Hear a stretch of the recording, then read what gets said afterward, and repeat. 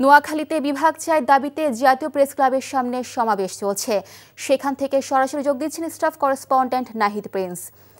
নাহিদ, সমাবেশে বক্তারা কি বলছেন? নোয়াখালী বিভাগের জন্য এই যে দেখতে পাচ্ছি যে পেছনেই মানুষের যে ঢল, নোয়াখালীবাসীদের যে ঢল, সেটি কিন্তু পুরো সেই পল্টন থেকে এই হাইকোর্ট প্রাঙ্গণ পর্যন্ত এই ঢল রয়েছে। তারা তাদের স্লোগানে উত্তাল হয়ে উঠেছে পুরো প্রাঙ্গণ। তারা বলছেন নোয়াখালী বিভাগ যতক্ষণ পর্যন্ত তাদের দাবি আদায় না হবে ততক্ষণ পর্যন্তই এই আন্দোলন তারা চালিয়ে যাবেন। তারা তাদের এলাকা জুড়ে বেশ কিছুদিন ধরেই তারা বিক্ষোভ সমাবেশ আন্দোলন করেছেন যে তাদের এত বছরের দাবি যে তারা তাদের নোয়াখালী বিভাগকে বিভাগ হিসেবে দেখতে চান। যে প্রতিবারই প্রতিশ্রুতি দেওয়া হয় যে নোয়াখালী বিভাগকে সরকার মর্যাদা দিবে, সেই মর্যাদা থেকে তারা বঞ্চিত হচ্ছেন, তারা এটি বলছেন।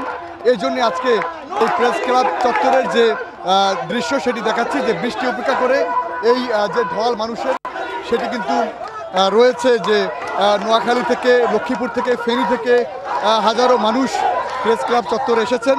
তারা বলছেন যে শিক্ষা, স্বাস্থ্য এবং অর্থনীতির ক্ষেত্রে নোয়াখালী অনেকটা আগানো আছে। সেই লক্ষ্যে তারা যে তাদের ন্যায্য দাবি সেটি যেন তারা ফিরে পায়, সেই ফিরে পাওয়ার জন্য তারা প্রতিবারই সরকারের কাছে আবেদন করে এসেছেন, কিন্তু সেই আবেদনের প্রেক্ষিতে তাদেরকে বরাবরই বঞ্চিত করা হয়েছে। তাই সেই ঢাকার মধ্যে যারা আছে, ঢাকার বাইরে থেকে, নোয়াখালী থেকে, সব জায়গা থেকে কিন্তু এই নোয়াখালীবাসীরা এখানে এসে আন্দোলন করছেন।